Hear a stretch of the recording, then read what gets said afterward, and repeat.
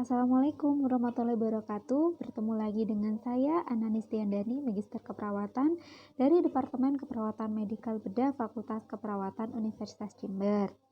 Baik, pada hari ini kita akan membahas tentang materi toksikologi dalam terkait dengan farmakologi dalam keperawatan.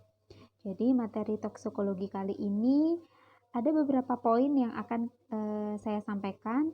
Deskripsi singkatnya, yang pertama adalah kita membahas tentang ruang lingkup toksikologi dan ilmu dasarnya. Kemudian yang kedua adalah membahas tentang toksisitas dari suatu zat. Kemudian yang ketiga adalah kerja dan efek toksik. Jadi ini yang berkaitan dengan farmakokinetik atau di sini lebih ke toksokinetik dan toksodinamik. Ya, definisi dari toksikologi yang pertama kita lihat di slide ini adalah science. Ya, jadi betul sekali toksikologi ini adalah merupakan suatu ilmu pengetahuan di mana toksikologi ini mempelajari tentang suatu efek yang berbahaya atau efek yang merugikan dari suatu zat kimia. Terhadap siapa? Terhadap organisme atau agen biologi lainnya. Ya, itu untuk definisi dari toksikologi. Kemudian selanjutnya adalah apa sih kaitannya? Di sini kita fokus pada farmakologi dengan toksikologi. Ya, ilmu dasar dari toksikologi ini sudah dilihat di slide, ada berkaitan dengan imunologi. Ini yang mendasari dari kita membahas adanya ilmu toksikologi, kemudian matematika, fisika, dan kimia, kemudian patologi, fisiologi, dan kesehatan masyarakat. Ini juga menjadi ilmu dasar dari toksikologi. Dan tentunya yang tidak lepas dari pertemuan yang akan kita bahas adalah terkait dengan farmakologi dengan toksikologi. Ya, ini ya. Nah, farmakologi dengan toksikologi bagaimana sih kaitannya? Ya. Yang pertama adalah kita sebelumnya sudah membahas tentang farmakologi. Farmakologi itu adalah suatu ilmu yang mempelajari tentang zat-zat kimia, di mana tidak lepas di sini berkaitan dengan obat-obatan. Obat-obatan sendiri merupakan suatu zat kimia, ya. Jadi obat-obatan tersebut tentunya diharapkan memberikan efek yang bermanfaat. Tetapi di pertemuan kita sebelumnya sudah pernah kita bahas bahwa selain efek yang bermanfaat atau efek farmakologi, ada efek lain yang bisa terjadi, yaitu ada efek samping, kemudian ada efek termasuk juga efek toksiknya yang sudah kita bahas pada dasar farmakologi di awal. Nah, kemudian yang selanjutnya adalah selain efek yang bermanfaat, ada efek yang membahayakan yang mungkin ketika dalam penerapan penggunaan terapi itu bisa memberikan efek yang berbahaya kepada organisme atau kepada manusia. Sehingga farmakologi ini menjadi dasar dari mata pelajaran dari toksikologi, ilmu toksikologi maksud saya. Kemudian, farmakologi pada umumnya menelaah dari efek toksik, mekanisme kerja toksik, hubungan dosis respon dari suatu tokson. Tokson ini adalah yang menyebabkan toksik atau yang menyebabkan keracunan, ya, yang menyebabkan bahaya.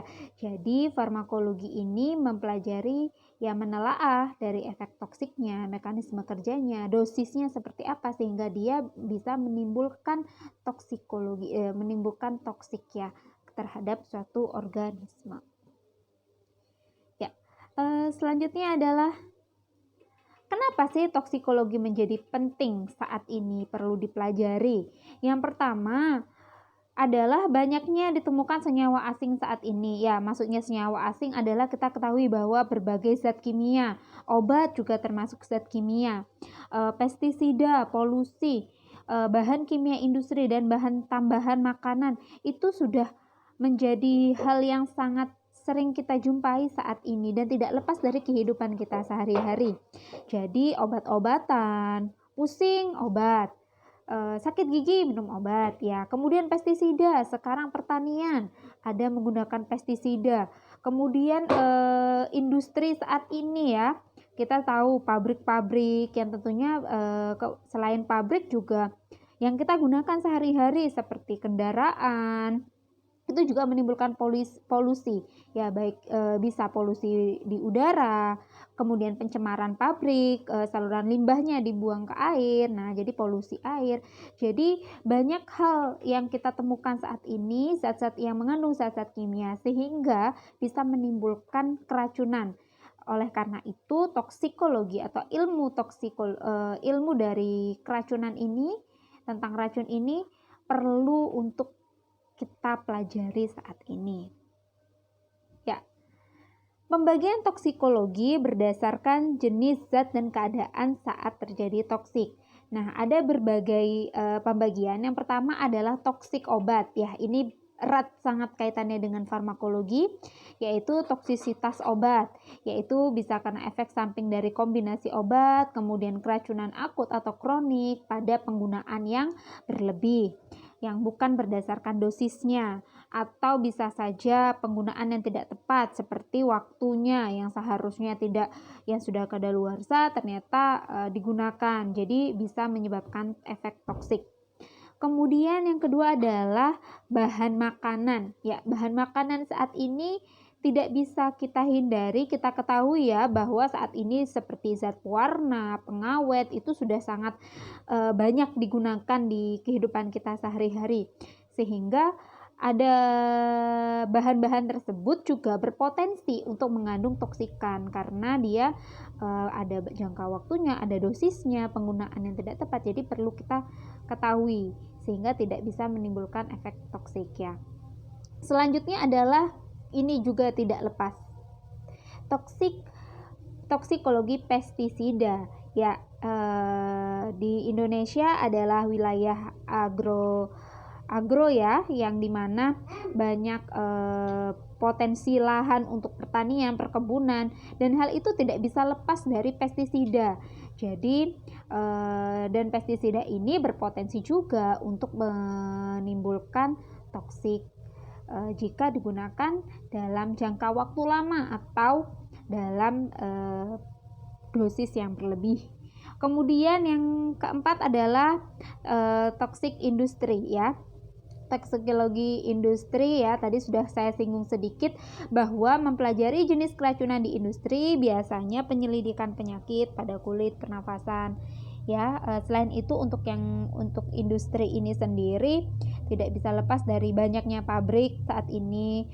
Pembuatan obat pun membutuhkan pabrik, sehingga ini masuk dalam kategori industri, dan ketika dalam prosesnya, ketika nanti ada penyelidikan terhadap obat tertentu, pastinya akan ada limbah-limbah hasil industri yang kemudian bisa menimbulkan atau menjadi toksikan. Selanjutnya adalah toksikologi lingkungan ya, mempelajari zat-zat yang berpotensi untuk merusak lingkungan air, udara, dan tanah tadi ya.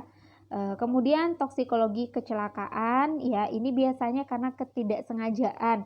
Ini berkaitan juga dengan toksikologi yang sebelumnya, misalnya adalah pestisida yang atau digunakan untuk membasmi hama atau membasmi nyamuk. Paling mudah nih biasanya di rumah tangga ya, penggunaan untuk membunuh nyamuk ternyata tidak sengaja tertelan, jadi itu masuk ke dalam toksikan ya, karena kecerobohan. Kemudian ada juga toksikologi perang ya, mempelajari toksikologi seperti bom nuklir, senjata biologi yang pada akhirnya bisa mengakibatkan adanya keracunan ya.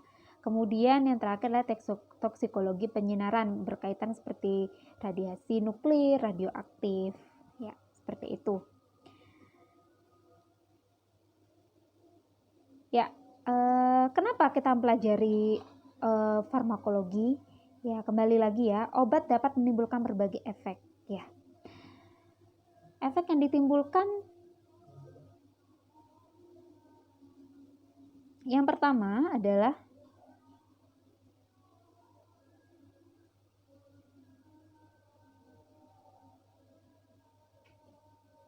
Contohnya adalah yang pertama efek terapi ya. Jadi obat-obatan dapat menimbulkan efek terapi, efek toksik maupun efek samping.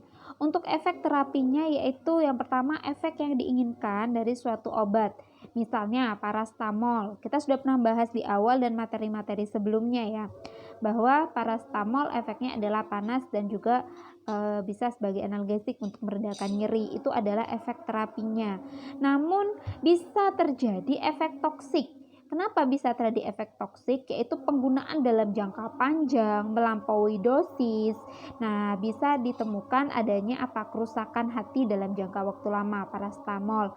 Kemudian gentamisin, yaitu kerusakan pada ginjal. Kemudian ada efek samping. Ya, efek samping ini merupakan efek yang tidak diinginkan pada dosis terapi. Saya rasa sudah pernah kita bahas di awal ya. Seperti penggunaan antihistamin ada efek sampingnya, misalkan ketika untuk menghilangkan alergi bersin-bersin gatal, antihistamin pada hidung ternyata memberikan efek samping berupa rasa ngantuk karena dia menekan sistem saraf pusat ya. Nah, sama juga seperti amlodipin memberikan efek samping berupa jantung berdebar dan nyeri pada area perut, dan ini merupakan efek yang tidak diinginkan pada dosis terapi, namun tidak terjadi pada setiap orang ya.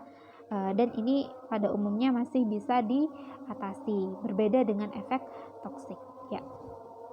Selanjutnya adalah kenapa kita pelajari ini? Ya, kenapa bisa ada efek itu? Efek itu bisa terjadi karena adanya interaksi antara zat kimia atau toksin ini terhadap dengan siapa? Ya, dengan reseptor. Jadi reaksi-reaksi tadi, efek-efek tadi bisa muncul karena adanya interaksi zat kimia atau toksin kepada reseptor. Nah, interaksi itu menimbulkan apa? Ya. Yang pertama adalah farmako atau toksokinetik dan farmako atau toksodinamik. Ya, kalau kita bahas sebelumnya, kita membahas farmakodinamik tentang kerja obat ya. Karena kita membahas sekarang tentang toksik, maka larinya adalah di toksokinetik dan toksodinamik ya. Sebelum ke toksokinetik dan toksodinamik, kita akan bahas tentang sifat toksik. Nah, sifat toksik ini ditentukan oleh beberapa hal. Yang pertama ada dosisnya, ya, sama seperti obat. Kemudian konsentrasi zat kimia di reseptor. Jadi semakin banyak toksikan tersebut di reseptor, maka tentunya dia akan menimbulkan toksik yang lebih kuat. Kemudian sifat dari zat tersebut seperti apa? Ya, semakin kuat sifatnya, semakin semakin toksik, maka tentunya akan semakin berbahaya untuk tubuh. Kemudian kondisi bioorganisme atau sistem. Ya, ini berkaitan dengan sistem imun. Jadi setiap orang ketika terpapar toksikan, maka gejala yang ditimbulkan pun akan berbeda. Nah, salah satunya karena kita memiliki sistem imun yang berbeda setiap orang. Kemudian paparan terhadap organisme. Paparan terhadap organisme ini maksudnya apa? Maksudnya adalah apakah semakin lama atau dia terpaparnya dalam jangka waktu lama atau jangka waktu yang sebentar. Nah, contoh pestisida. Penggunaan yang terpapar pestisida dalam jangka waktu 1 tahun dengan yang terpapar dalam jangka waktu 10 tahun tentunya akan berbeda. Dan yang petani penyemprot, khusus penyemprot hama misalnya menggunakan pestisida, dengan yang hanya petani yang hanya yang bertugas misalnya saat panen saja misalnya. Nah, itu tentunya paparannya akan berbeda, sehingga ketika dilakukan pengecekan dengan pengecekan melalui sampel darah misalnya terhadap terhadap zat toksik di dalam tubuhnya tentunya akan berbeda karena paparannya berbeda ya. Kemudian bentuk efek yang ditimbulkan pun pada akhirnya akan berbeda ya. Kemudian kita akan bahas tentang toksisitas, membahas singkat. Sebenarnya toksisitas ini adalah hanya suatu istilah untuk apa? Untuk kita menilai sifat relatif dari suatu zat kimia dalam kemampuannya menimbulkan efek berbahaya atau penyimpangan mekanisme biologi pada suatu organisme.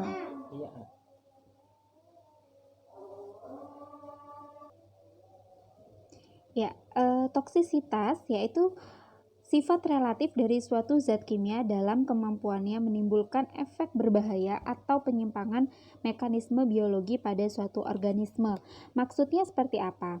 Maksudnya istilah toksisitas ini adalah suatu istilah untuk memberikan penilaian bahwa suatu zat kimia tersebut kemampuannya dalam menimbulkan efek berbahaya itu seperti apa antara zat kimia yang satu dengan zat kimia yang satunya. Jadi misal ada dua toksik ya, ada misalnya dua toksik yaitu zat A dan zat B. Nah, ketika kita akan mengatakan bahwa zat A ini lebih beracun dibandingkan dengan zat B, maka istilah yang kita gunakan adalah bahwa toksisitas dari zat A lebih tinggi daripada zat B. Jadi toksisitas ini adalah merupakan suatu istilah yang digunakan untuk membandingkan kemampuan suatu zat yang satu dengan zat yang lainnya dalam kemampuan zat tersebut untuk menimbulkan efek atau berbahaya. Ya, baik, selanjutnya adalah hasil penelitian toksikologi yaitu terhadap obat. Nah, di sini saya mencantumkan satu yaitu review thalidomide yaitu indus teratogenesis, yaitu di mana ini hasil review ya. Kalau mau melihat hasil history artikel yang sungguhnya itu terjadi case-nya ini sekitar tahun 1950-an. Ini adalah review di tahun 2015. Jadi thalidomide ini adalah obat yang digunakan untuk mengurangi mual pada ibu hamil pada saat itu. Namun efek jangka panjangnya adalah mengakibatkan tidak terbentuknya organ tubuh seperti tangan dan kaki pada bayi ya. Jadi mengakibatkan kelainan genetik. Ya, selanjutnya adalah deskripsi dari materi yang selanjutnya terkait dengan toksikologi ini, yaitu terkait dengan terkait dengan toksokinetik dan toksodinamik. Ya, yang pertama adalah kerja toksik merupakan proses fisika, biokimia, dan biologi yang rumit dan kompleks. Jadi, 3 kelompok fase di mana kalau kita berbicara tentang bagaimana sih suatu zat itu bisa mengakibatkan menyebabkan toksik di dalam tubuh organisme, jadi akan melalui 3 fase ini, yaitu ada fase eksposisi, toksokinetik, dan toksodinamik. Tolong jangan dilupakan terkait dengan materi kita yang dulu pertama, yaitu tentang dasar farmakodinamik, ada farmasetika, ada farmakokinetik, ada farmakodinamik. Kurang lebih sama proses di dalam prosesnya ketika terkait dengan pelajaran kali ini ya. Jadi dasar toksikologi dengan farmakologi dasar kurang lebih sama ya. Jadi sama-sama zat kimia yang masuk ke dalam tubuh kita. Jadi 3 kelompok fase ini dimulai dari eksposisi atau paparan, yang kedua adalah toksokinetik, dan kemudian ada toksodinamik. Kemudian menelaah interaksi antara xenobiotika. Jadi xenobiotika ini maksudnya adalah zat kimia yang menimbulkan toksik atau tokson ya, dan organisme. Ada 2 aspek yang perlu diperhatikan, yaitu kerja xenobiotika pada organisme dan pengaruh organisme terhadap xenobiotika. Nah, kalau diingat dulu di awal, kalau yang pertama ini adalah bagaimana sih xenobiotika atau tokson itu bekerja pada kita. Sama kalau dulu farmakokinetik, bagaimana obat itu bekerja di dalam tubuh. Dan kalau yang kedua farmakodinamik, itu bagaimana reaksi tubuh kita atau reaksi kita terhadap obat yang masuk dalam tubuh. Nah, kalau untuk di materi kali ini, bagaimana reaksi organisme terhadap xenobiotik atau toksin tersebut ketika masuk ya.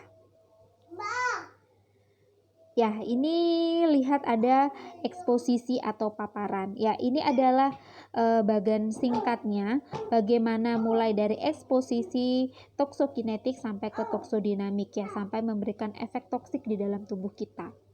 Ya. Jadi ada fase kontak. Jadi eksposisi ini merupakan fase kontak suatu organisme dengan xenobiotika. Ya. Umumnya toksin dalam bentuk yang terlarut. Ya, jadi sama ya, eksposisi ini seperti farmasetika. Jadi pada fase ini yaitu terpengaruh oleh bentuk sediaannya. Jadi karena di sini adanya fase yaitu fase hancurnya bentuk sediaan obat sampai dengan dia siap diabsorpsi. Nah, ingat di awal dulu kita juga mempelajari tentang farmasetika obat. Jadi bagaimana obat itu siap dari mulai masuk ke dalam tubuh. Jadi dia harus dihancurkan dulu. Jadi hancurnya maksudnya adalah dia lepas dari bentuk asli zat kimianya, barulah nanti dia barulah bisa masuk ke proses absorpsi atau masuk ke farmakokinetik. Sama seperti ini juga. Nah, jalur utama bagi penyerapan xenobiotika yaitu ada saluran cerna, paru-paru, dan kulit. Namun bisa juga melalui jalur injeksi. Kok bisa racun diinjeksikan? Ya, ini salah satunya adalah untuk misalnya pada penelitian, maka perlu dilakukan melalui misalnya ingin meneliti efek zat kimia A melalui jalur injeksi, karena efek diinjeksi kan lebih cepat langsung ke pembuluh darah, tidak melewati dulu dia fase farmasetika, jadi langsung siap untuk ke absorpsi ya. Jadi melalui jalur injeksi juga bisa. Oke. Eksposisi melalui skin atau melalui kulit. Eksposisi ini merupakan eksposisi yang paling mudah, paparan yang paling mudah dan paling umum terhadap manusia oleh berbagai xenobiotika. Nah, contohnya apa? Nah, nih bagi yang cewek-cewek nih biasanya sering nih menggunakan apa? Kosmetik ya. Jadi sekarang kosmetik bukan hanya mengandung, mungkin kalau zaman dulu hanya mengandung zat-zat ya cukup bentuknya putih seperti tembok, tapi kalau sekarang ya karena sudah tren ikut mungkin tren Korea ya, jadinya mau yang instan. Ternyata kosmetiknya mengandung zat kimia seperti apa? Merkuri. Nah, kita tahu sendiri merkuri dalam jangka waktu lama, misalnya 5 sampai 10 tahun bisa memberikan efek apa? Kerusakan pada ginjal. Jadi itu merupakan efek yang membahayakan atau disebut dengan toksik ya. Jadi kosmetik ya, kemudian obat topikal. Nah, kok bisa obat ini? Nah, tadi kita ingat lagi bahas bahwa obat-obatan juga bisa menimbulkan efek bahaya. Karena apa? Ya, misalnya dosis yang tidak tepat, kemudian adalah expired. Nah, itu perlu diperhatikan. Kemudian produk rumah tangga misalnya adalah pembunuh serangga atau nyamuk misalnya yang disemprot, ternyata dia bisa terpapar juga. Oh, partikel-partikelnya bisa terpapar di skin atau di kulit kita. Nah, jadi pajanannya ini bisa pajanan sengaja atau tidak disengaja ya. Jadi kalau memakai kosmetik itu disengaja ya, tentunya bukan hal yang tidak disengaja, pastinya disengaja.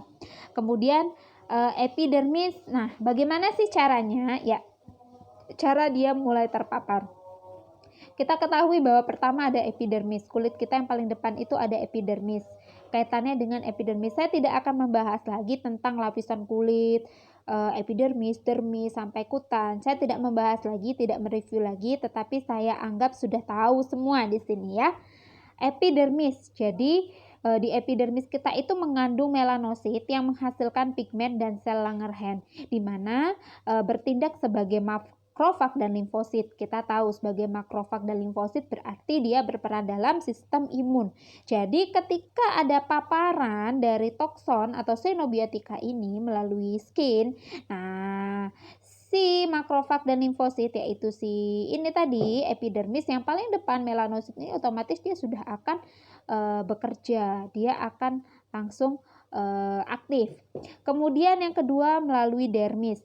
Dermis ini banyak mengandung fibroblast, yaitu berperan dalam biosintesis protein berserat seperti zat-zat dasar, ada asam hyaluronat, kemudian ada kondroitin sulfat, nah ada sel lemak juga, nah dan struktur-struktur lainnya. Kita tahu bahwa di dermis itu banyak ada folikel rambut, pembuluh darah, kelenjar keringat, sebasea, dan unsur syaraf. Jadi semua yang ada di sini berperan juga ketika apa? Ketika ada paparan terhadap terhadap xenobiotika. Nah, dampaknya apa pajanannya? Nah, ketika ada xenobiotika melalui kulit kita, dampaknya bisa terjadi lesi biasanya. Contohnya ketika menggunakan kosmetik yang terlalu keras, nah itu bisa langsung menyebabkan lesi pada wajahnya atau pada kulitnya, misalnya untuk lotion di tangan, di kaki, bisa menyebabkan lesi merah ya. Namun bisa juga tidak terlihat, contohnya seperti yang tadi saya jelaskan di awal ya, seperti kosmetik, dia awalnya tidak terlihat, tidak ada lesi, tapi kulitnya langsung bagus, celing, putih, karena lapisan terluarnya sedikit-sedikit sudah mulai menipis, ternyata sudah pembuluh darahnya terlihat ya. Jadi perlu diwaspadai dalam jangka panjangnya, karena dia akan terserap langsung secara sistemik. Kalau dia terserapnya secara sistemik, otomatis melalui ya sudah melalui sistem peredaran darah kita, nanti bagaimana dengan kondisi ginjal. Nah, seperti itu yang perlu kita perhatikan. Baik, itu eksposisi by skin. Selanjutnya adalah eksposisi melalui pernafasan. Ya, ketika zat racun terhirup manusia, dia akan melalui sistem pernafasan. Nah, kita tahu sistem pernafasan kita dimulai dari hidung sampai ke alveolus yang terjadi pertukaran oksigen dan karbon dioksida. Ya, saya tidak mereview lagi, tapi kita langsung. Nah, kita ketahui bahwa ketika ada partikel, kalau tokson itu dia kalau terhirup ya by inhalasi, tentunya akan ada seleksi partikel. Kalau melalui hidung ini akan ada seleksi ya pada sistem respirasi. Kita tahu di hidung kita, di nasal cavity kita ada rambut-rambut hidung yang akan menseleksi partikel. Kalau partikelnya itu besar, secara otomatis akan langsung dikeluarkan, dihembuskan, jadi tidak masuk ya. Nah, tetapi kalau partikelnya lebih kecil lagi, dia pun bisa masuk. Namun, ingat lagi ketika partikel itu lebih dari 10 mikromili, maka dia tidak masuk karena dia akan diendapkan juga, karena di nasofaring ada silia dan lendir yang membatasi trakea dan bronkus. Ya, jadi di sana ada silia yang akan mendorong partikel-partikel itu ke area mulut, sehingga akan naik ke atas, kemudian bisa apa? Bisa dikeluarkan melalui sistem nafas atau dibersihkan misalnya, atau bisa dikeluarkan melalui saliva atau ludah ya. Dan bahkan kadang tidak dikeluarkan, ditelan, jadi masuknya ke sistem pencernaan. Namun butiran partikel dapat diserap secara limfatik. Ini yang perlu kita perhatikan ya. Partikel-partikel tersebut bisa diserap secara limfatik dan dapat diserap melalui epitel-epitel ke dalam pembuluh darah kita. Nah, alveoli menjadi tempat utama absorpsi xenobiotika yang berbentuk gas. Kenapa hal ini bisa terjadi? Yang pertama adalah luas permukaan alveoli. Yang kedua, di alveoli akan terjadinya cepatnya aliran darah di area alveoli, karena kita tahu di alveoli di sana ada alveolus yang akan terjadi pertukaran apa? Pertukaran oksigen dan karbon dioksida, dan oksigen sebagai pembawa apa? Pembawa dibawa oleh darah, oleh Hb yang tentunya di sana aliran darah pun cepatnya aliran darah di area sana, sehingga ya tadi menjadi tempat utama absorpsi xenobiotika. Kemudian dekatnya darah dengan udara alveoli. Ya, laju absorpsi semakin cepat tergantung pada daya larutnya di dalam gas dalam darah. Ya. Kemudian ada eksposisi by gastrointestinal. Ya, jadi dimulai dari toksin tersebut dapat terserap melalui apa? Sublingual. Bisa saja tertelan, ya, anak kecil biasanya menelan apa ya? Menelan secara tidak sengaja. Ya, jadi bisa melalui sublingual, kemudian nanti masuk ke lambung, usus, dan bisa juga dari rektal ya. Kalau dari rektal misalnya obat-obatan yang sudah kadaluarsa misalnya. Kemudian toksin yang bersifat asam akan mudah terabsorpsi di lambung. Ya, kita sudah direview lagi yang sebelumnya bahwa sifat lambung itu asam, ada asam klorida di sana. Jadi kalau misalnya toksin tersebut bersifat asam, maka akan lebih mudah terserap di lambung. Dan kalau dia basah, dia akan lebih mudah terserap di area usus. Oke.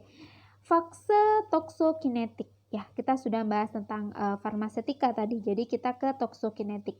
Toksokinetik ini adalah menelaah tentang laju absorpsi xenobiotika dari tempat paparan ke sistem peredaran darah.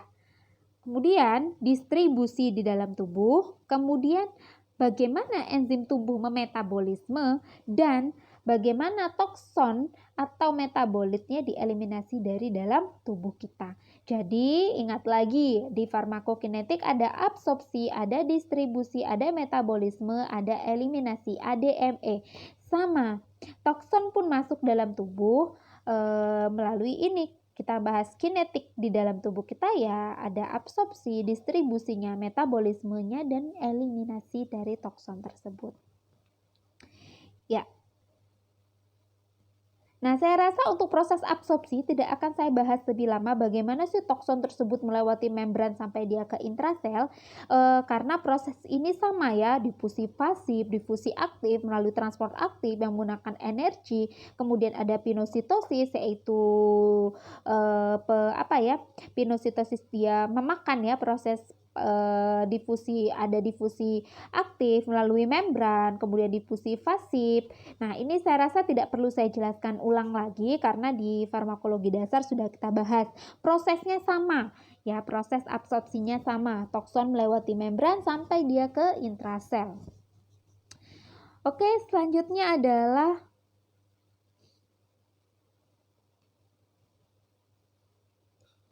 proses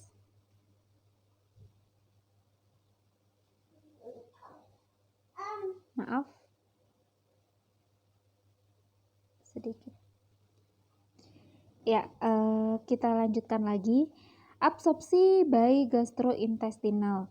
Jadi untuk yang absorpsi yang pertama adalah disintegrasi. Absorpsi itu merupakan disintegrasi bentuk farmasetik. Jadi ketika sudah terjadi disintegrasi bentuk farmasetik diikuti pelepasan xenobiotik, maka akan ada proses pelarutan xenobiotik, dan kemudian selanjutnya adalah lanjut ke proses absorpsi.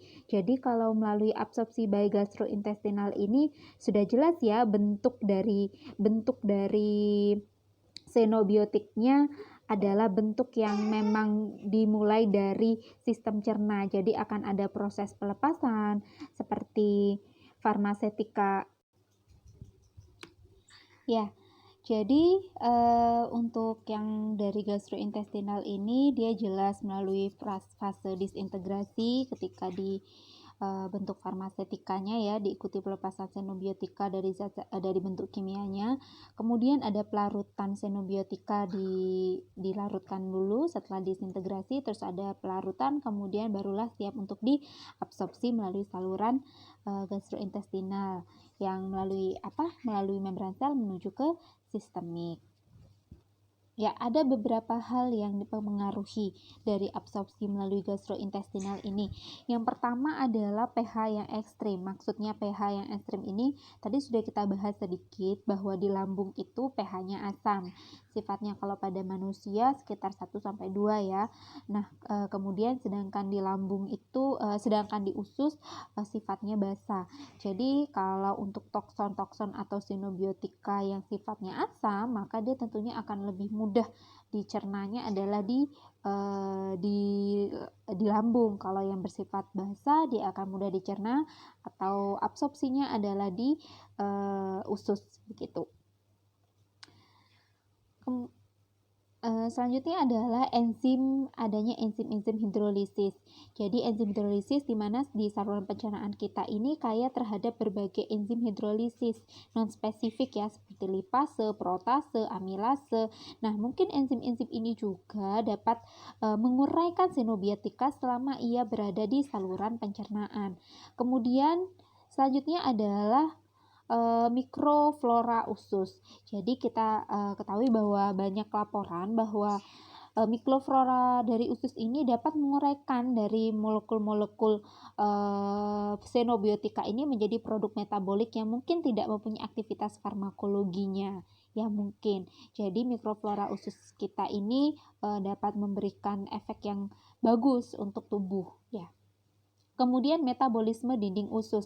Maksudnya metabolisme dinding usus adalah dinding usus dengan bantuan enzim-enzim katalis mempunyai kemampuan untuk melakukan metabolisme atau reaksi biokimia bagi senyawa tertentu sebelum ia bisa masuk ke pembuluh darah vena hepatika. Jadi enzim-enzim ini banyak yang ditemukan di dinding-dinding saluran cerna kita, seperti enzim untuk mengkatalisis hidrolisis dan mengkonjugasi. Jadi fungsinya dari ada sebelum ia masuk ke sistemik, maka tentunya ada di depannya sudah ada metabolisme di dinding usus dulu yang dari dinding usus dulu, yang enzim-enzim di dinding usus yang menghadapi tokson ini terlebih dahulu gitu ya. Kemudian metabolisme dehepar. Jadi setelah xenobiotika ini diabsorpsi dari saluran cerna, maka dari pembuluh darah kapiler di mikrofili usus melalui pembuluh vena hepatika, dari pembuluh vena hepatika menuju hati di mana hati ini kan tempat utama terjadinya reaksi metabolisme ya. Kita sudah bahas juga di awal dulu. Nah, telah banyak juga laporan bahwa sebagian dari xenobiotika ini mengalami reaksi metabolisme dulu sebelum ia sempat diabsorpsi atau didistribusikan.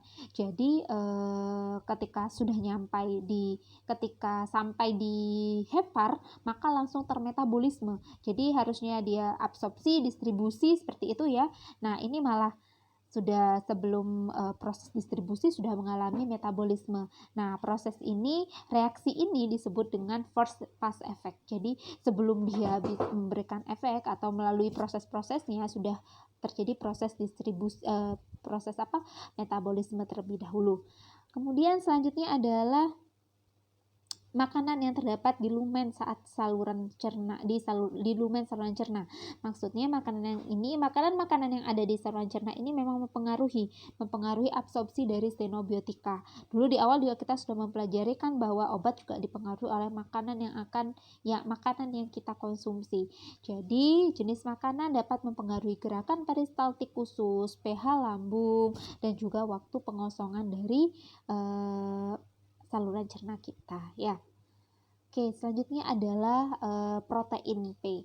Jadi protein P ini adalah protein yang banyak terdapat di lumen epitelium dari saluran cerna kita, di mana protein ini dapat bertindak sebagai pompa pendorong beberapa xenobiotika untuk memasuki sistem sistemik ya.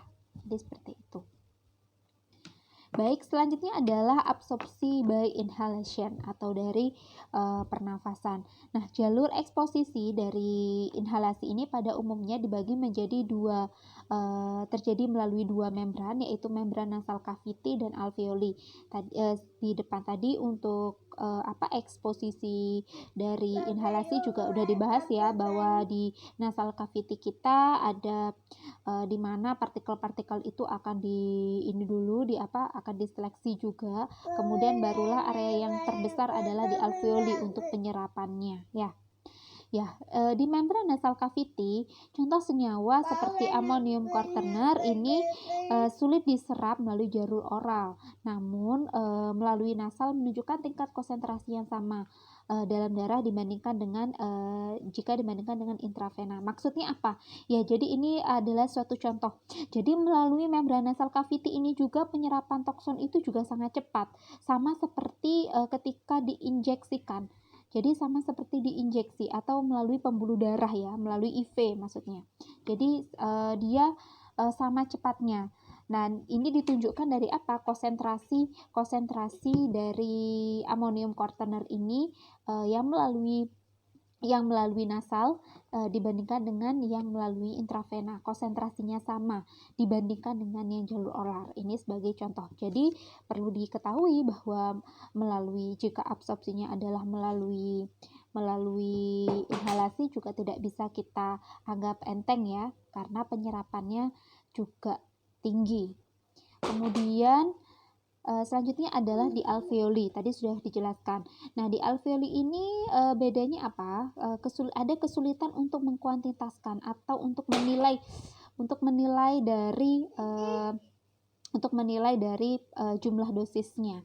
Jadi karena apa? Karena bisa saja ketika dia sudah akan masuk ke alveoli, dia akan terperangkap dulu di silia di nasofaring yang selanjutnya bisa masuk ke saluran cerna. Tadi sudah saya bilang bahwa bisa tertelan ya ketika akan dibatukkan refleksnya, namun ditelan dulu sehingga masuk di saluran cerna, sehingga senyawanya itu akan si xenobiotika ini ketika dilakukan pemeriksaan maka hasilnya bukan di inhalasi ya, tetapi di saluran cerna ya. Oke, selanjutnya adalah absorpsi melalui perkutan atau melalui kulit, di mana ini merupakan exposure di kulit. Ini pajanan yang paling mudah dan umum, sudah dijelaskan ya. Kemudian ada fase pertama dan ada fase kedua. Di fase pertama ini tokson akan melalui epidermis, karena epidermis ini lapisan yang paling terluar ya, melalui barir stratum corneum. Kalau di fase kedua dia akan melalui dermis, di mana kita tahu bahwa di dermis sudah lapisan yang kedua setelah di epidermis, di mana ini adalah mengandung di mana ini prosesnya adalah difusi berpori. Jadi di sana adalah prosesnya dengan melalui difusi secara aktif ya, non selektif ya. Selanjutnya adalah distribusi. Distribusi melalui ada transport xenobiotika bersama aliran darah atau disebut dengan konveksi, dan ada melalui transmembran atau transport xenobiotika melalui membran biologis. Kalau untuk yang pertama, di mana umumnya si xenobiotika ini tokson akan bercampur dengan laju aliran darah, di mana dipengaruhi oleh faktor psikologi. Nah, kita ingat dulu di awal ketika stres, obat-obatan ya, untuk review lagi yang di awal. Kalau proses distribusi ini dipengaruhi ketika kita stres, maka akan terfokus area yang stresornya di area mana, maka itu areanya akan aliran darah akan ke area untuk memberikan nutrisi agar stresor bisa diatasi. Nah, sama juga dengan tokson. Tokson ini terkait dengan psikologi. Semakin bagus psikologisnya, maka stresornya dia mampu menekan stresor, maka tentunya dalam menghadapi transport xenobiotikanya pun akan bisa dihalangi gitu. Kemudian transmembran. Sifat fisik dan kimia xenobiotika dapat berlangsung secara difusi, filtrasi. Jadi kalau melalui transmembran ini adalah prosesnya sama seperti yang saya katakan di proses absorpsi ya. Kemudian adalah metabolisme. Ada dua fase pertama dan fase kedua. Ini metabolisme disebut juga biotransformasi, di mana dilakukan oleh enzim-enzim sehingga bisa terjadi perubahan struktur kimia dari tokson atau xenobiotika. Umumnya berlangsung di mana? Pada umumnya berlangsung di hepar metabolisme ini. Namun bisa terjadi di ginjal, di saluran pencernaan, sebagian kecil, kelenjar mamae, otot, kulit, dan darah. Nah, di fase pertama adalah fungsionalisasi, di mana yang terjadi di area retikulum endoplasme pada umumnya. Nah, di fase ini terjadi apa? Pemasukan dari gugus fungsi baru. Proses apa ya?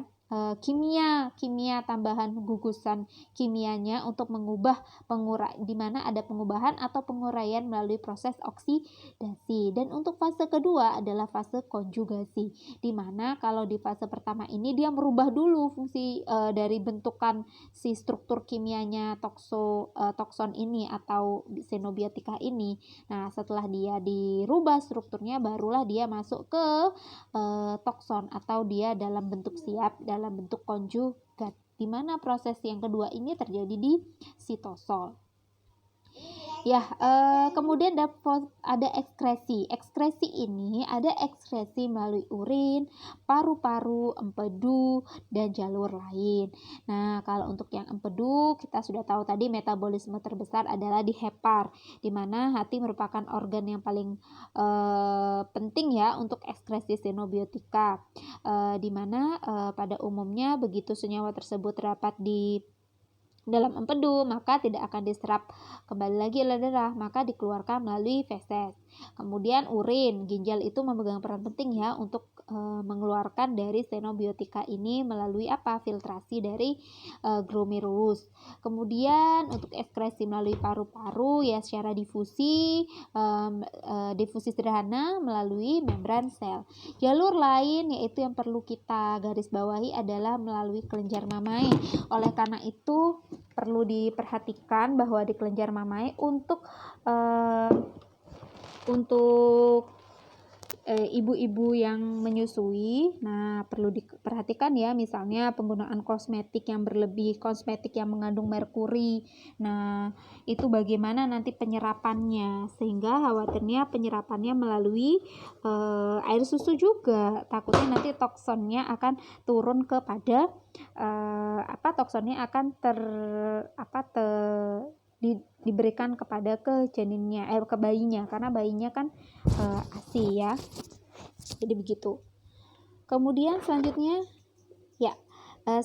slide terakhir, ucapan terima kasih untuk farmako. Ya.